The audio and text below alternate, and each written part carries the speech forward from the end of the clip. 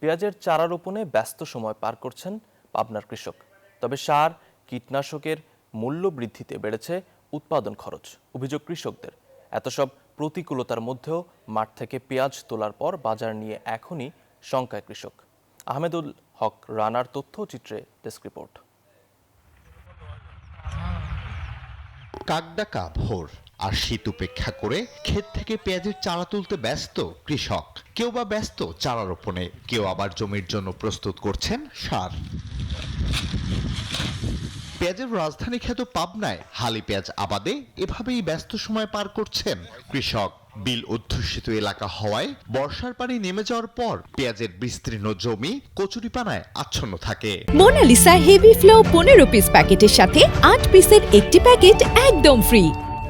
ফলে চারা রোপণের আগে জমি পরিষ্কার এবং কচুরিপানা পোড়ানোর কাজে কৃষকদের বাড়তি শ্রম, সময়ের পাশাপাশি গুনতে হয় বাড়তি খরচ।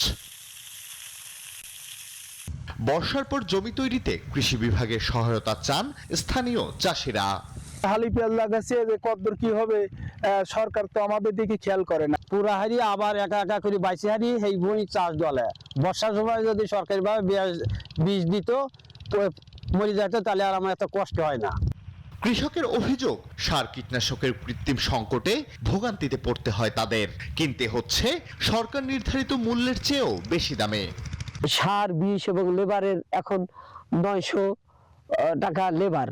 এই খরচ পোষাতে গেলে পেঁয়াজের দাম অবশ্যই 2000 টাকা রাখা উচিত। সরকার পক্ষের দিন যে সারগুলো দেয় এখন বর্তমানে ওগুলো তো হয় না। এত প্রতিকূলতার মধ্যেও পেঁয়াজ চাষ করে উত্তোলনের পরে বাজার মূল্য নিয়েও রয়েছে শঙ্কা। কৃষকদের প্রতিনিয়ত উদ্বুদ্ধ করা হচ্ছে বলে জানালেন এই কৃষি কর্মকর্তা। উপসহকারী কৃষি কর্মকর্তারা মাঠ পর্যায়ে কারিগরি সহায়তা দিয়ে যাচ্ছেন। আমাদের উপজেলা কৃষি অফিস থেকে বিভিন্ন প্রশিক্ষণের আয়োজন করা হচ্ছে।